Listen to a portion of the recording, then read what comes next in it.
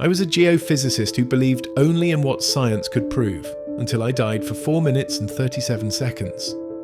During that Antarctic expedition accident, a blinding light enveloped me as Jesus Christ appeared, his presence radiating an otherworldly warmth impossible to explain through science.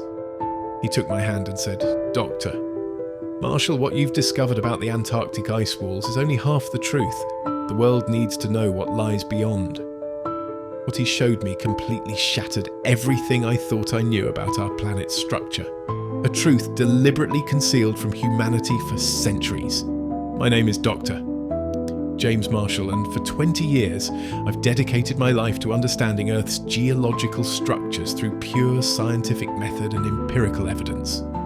I've published in peer-reviewed journals, lectured at prestigious universities, and built my career on the bedrock of verifiable data. Never once did I imagine I would share a story like this, one that challenges the very foundations of scientific understanding I've championed for decades. Before my accident, I was leading a classified expedition to Antarctica. This was a specially assembled team investigating anomalous readings in the continent's ice wall formations that directly contradicted our current understanding of Antarctic structure. The university partnered with a government agency I'm still not permitted to name, providing us with equipment that typically wouldn't be available for academic research. The first unusual readings came 3 weeks into our expedition. Our ground-penetrating radar, calibrated to detect subtle variations in the electromagnetic spectrum, captured frequencies emanating from beneath the ice that defied classification. Initially, I suspected equipment malfunction. The brutal conditions of Antarctica can compromise even military-grade technology. But after recalibrating our instruments and running comprehensive diagnostics, the anomalies persisted. These electromagnetic signatures pulsed with patterns suggesting intelligent design, rhythmic sequences maintaining consistent intervals regardless of time or geological disturbances. They resembled a cosmic Morse code tapping out a message our scientific framework couldn't decode. Dr. Chen, our physicist, observed they bore more similarity to artificially generated frequencies than any known natural phenomena. The readings pointed to something massive beneath layers of ancient ice, something violating every principle in our geological textbooks. As these mysteries deepened, so did my fixation. Dr. Abrams, our senior glaciologist, placed her hand on my shoulder and asked, "Marshall, when was the last time you slept?" While my colleagues maintained their 8-hour rest periods, I worked through the Antarctic nights, the brutal winds howling outside our research station like some primordial warning. The situation reached its climax the day before my accident. Our drill team extracted core samples from the precise location of the strongest anomalies. What we found silenced even the most skeptical team members. The cores contained unknown minerals with molecular structures that shouldn't exist at those depths, or anywhere in our geological understanding. Under microscopic analysis, these minerals exhibited impossible properties. They maintained constant temperature despite external heat application, and emitted their own faint electromagnetic field matching the larger anomalies we'd tracked. Dr. Rothman, our geochemist, ran the samples through every database available. Nothing matched. "This isn't just undiscovered," she whispered. "This might be impossible." That evening, my hands trembling, I called Professor Whitmore on our satellite phone. "We found something that could potentially rewrite geological history," I told him. After a long silence, he responded with an edge in his voice I'd never heard before. "Document everything, Marshall, and keep this between us until I can arrange for additional security protocols." That night, sleep eluded me. The data haunted me like the Earth was trying to communicate something our instruments couldn't fully capture. I laid in my bunk, the patterns resembling a language, if only I could translate it. The Antarctic darkness pressed against our station windows while my mind raced with possibilities too profound to articulate. What was I really doing in Antarctica before my life-changing accident? I was tracking anomalies in the ice wall structure that defied all known geological models. Anomalies with ordered patterns suggesting intelligent design. We discovered minerals with impossible molecular arrangements and mapped energy signatures with geometric configurations that resembled engineered structures, more than natural formations. The geometric configurations beneath the ice resembled engineered structures more than natural formations. But who was the engineer? I was about to discover an answer that no scientific journal would ever publish, one that would come to me not through research methodology, but through the ultimate boundary crossing. Death, I learned, isn't the end of discovery. It's where the most profound revelations begin. The morning of my accident began with that distinctive Antarctic silence that follows a night of howling winds. The temperature had plummeted to minus 58 degrees Fahrenheit, and our breath crystallized instantly in the air. Despite the brutal conditions, I felt an almost feverish excitement. Today we would finally position our advanced sonar array directly above the strongest anomaly point, technology that could penetrate deeper into the ice wall than any previous expedition. Dr. Rodriguez warned me about the instability of the shelf we needed to access. "James, that section has shown micro-fractures in our satellite imaging," she cautioned as we trudged through knee-deep snow. I dismissed her concerns with the arrogance of someone who had never faced true danger in the field. "The readings are strongest there, Elena. We need direct access." The ice sparkled with brilliant intensity as our team of 4 set up the equipment. The anomalous readings grew stronger as we approached, causing our detectors to emit a pulsing signal that synchronized with my heartbeat. At 11:17 a.m, I stepped onto what appeared to be a solid ice platform to adjust the primary sonar transmitter. Elena stood about 20 feet away, monitoring the initial readings. I was kneeling, connecting the final calibration cable when a sound broke the pristine Antarctic silence. A deep, resonant crack that seemed to come from the very core of the Earth itself. Time slowed. Elena's face transformed from concentration to horror. She screamed something I couldn't understand as the ice beneath me shuddered.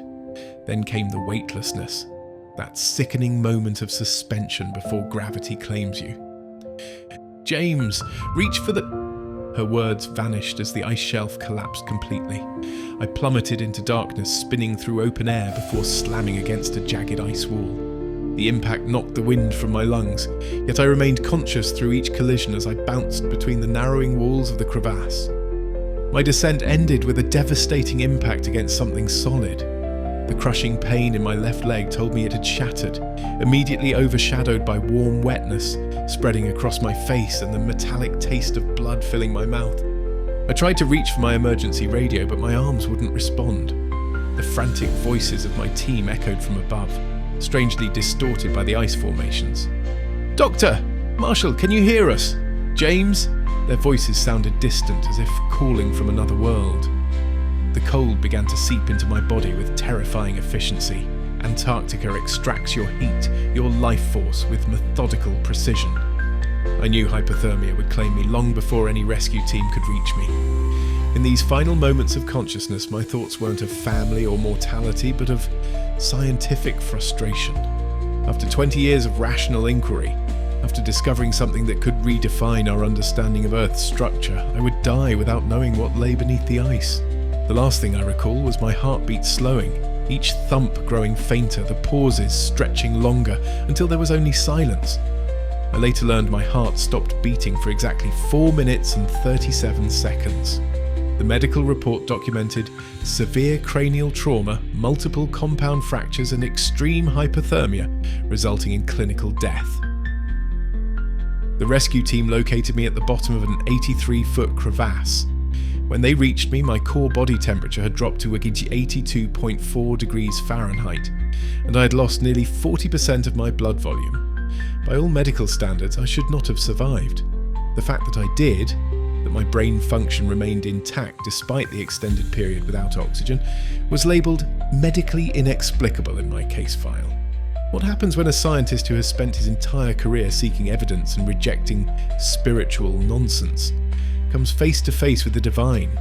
During those 4 minutes and 37 seconds when my heart stopped beating at the bottom of that Antarctic crevasse, I experienced something that my scientific vocabulary has no language to describe. I met someone who would reveal the true purpose of my expedition. Death wasn't what I expected. There was no dramatic tunnel of light that near-death experiences often describe. No floating sensation above my body. No parade of deceased relatives welcoming me to the afterlife. Instead, in an instant, the excruciating cold that had been devouring my body simply vanished. Perfect warmth bloomed within me. replacing the bitter Antarctic chill that had been claiming my life moments before. I found myself existing in a realm beyond physical orientation. There were no walls, no ceiling, no floor, yet I wasn't floating. Light emerged from within everything around me rather than falling upon objects. This same luminescence radiated from what I perceived as my own form. My scientific mind grasped desperately for explanations. Was this a hallucination from my oxygen-starved brain? A flood of DMT released in my final moments? But this experience defied my rational explanations. Every sensation possessed an intensity beyond anything in my physical life. Colours extended beyond any known spectrum, like seeing an entirely new dimension of the rainbow. My awareness expanded, perceiving multiple dimensions simultaneously with perfect clarity, as if my consciousness had been viewing reality through a foggy window that had suddenly been wiped clean. This can't be real, I told myself, even as something deeper recognised this place as more authentic than anything I'd known. My brain is shutting down, creating one final elaborate fantasy. Yet how could my dying brain, cooling rapidly in that ice chasm, suddenly function with such extraordinary clarity? Then I felt it, a presence behind me. Not threatening, but vast in its awareness, making me feel like a child who just learned to count, facing the complexity of quantum mathematics. Love radiated from this presence, a fundamental force powerful enough to hold galaxies together. I turned, and I saw him. This wasn't the Jesus from Sunday school illustrations. His form contained light as its essential substance, generating it from within. His face held aspects of every human lineage simultaneously, not a blending of races, but the original template from which all human diversity had sprung. His features shifted as I perceived them, encompassing all ethnicities without contradiction. His eyes contained universes. Looking into them, I saw depths of wisdom that made my decades of scientific inquiry seem like a toddler's finger painting. They held knowledge of creation at its fundamental level, seeing the patterns and principles I'd dedicated my life to studying. When he spoke my name, James, his voice resonated through my being as if each atom that had ever been part of me was being individually acknowledged. My name became a complete recognition of everything I'd ever been, everything I was and everything I could become. In that moment, I understood why religious texts speak of people falling prostrate before divine beings. It wasn't fear that brought me to my knees, it was recognition. This was the source, the original pattern maker whose designs I'd been tracing through rock strata and ice cores my entire career. The intelligence behind the mathematical precision I had documented in Earth's geological record. James, he said again, his voice simultaneously gentle and powerful enough to create worlds. You have questions. It wasn't a question, but a statement of perfect understanding. In that moment, I realized that my scientific career, all my skepticism, all my demand for empirical evidence, had been leading me precisely to this encounter. Not away from truth, but toward a deeper version of it than I'd ever imagined possible. As the visions of ancient wisdom faded from my awareness, Jesus turned his full attention toward me in a way that penetrated my very soul. Have you ever had the unnerving experience of someone seeing through every layer of your carefully constructed identity? In that moment, I realized this revelation wasn't just information to catalogue. I'd been chosen for something far more significant than scientific discovery. You wonder why I've shown this to you, James, he said, his voice resonating with gentle authority. A man who has dedicated his life to empirical evidence and rejected faith as a pathway to knowledge. I couldn't hide my thoughts from him. The scientific part of me was frantically trying to categorize this experience, to fit it into some framework of neurological phenomena or quantum consciousness. But he saw through all of it.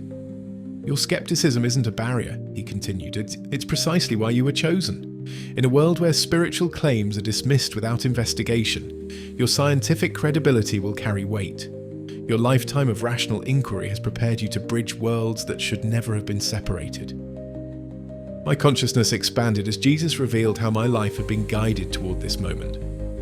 I watched pivotal scenes unfold, myself as a child, mesmerized by rock patterns while other children played.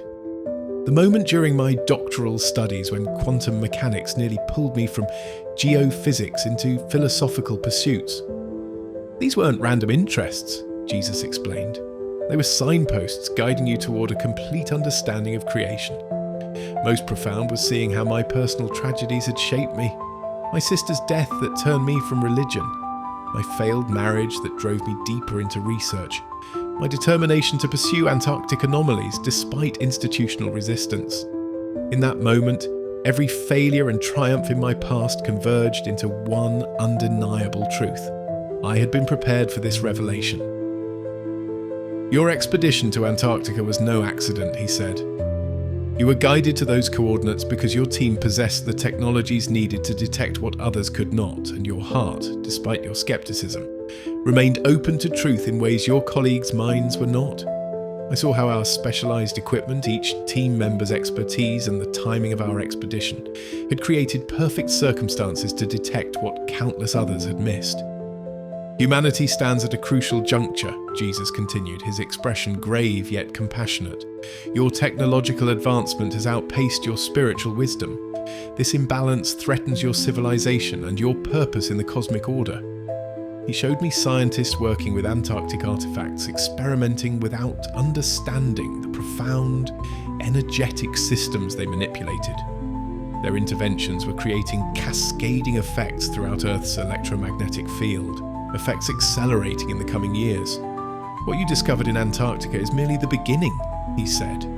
This knowledge will either guide humanity toward understanding creation's design, restoring balance to your existence, or lead toward destruction if used with the spiritual blindness that has characterized your technological development. The implications staggered me. I was being asked to challenge the very scientific establishment that formed my identity, to become a messenger carrying knowledge my peers would ridicule, but those with truly open minds would recognize. Your life of rational inquiry wasn't a mistake, James, Jesus said, placing his hand on my shoulder. Science was never meant to exclude the divine. It was meant to reveal it through the elegant mathematical patterns of creation. Your finest scientific minds throughout history understood this unity. I understood that my skepticism qualified me for this mission. Who better to evaluate extraordinary claims than someone trained to question everything? My scientific credentials wouldn't be discarded but repurposed, lending credibility to truths that transcended our understanding yet remained perfectly consistent with the fundamental patterns observed throughout nature. I stand before you now not as the skeptical scientist I once was, but as a witness to something beyond our limited understanding. Jesus made it clear this message requires you to make a choice. Will you dismiss what I've shared as the ramblings of a man who experienced trauma?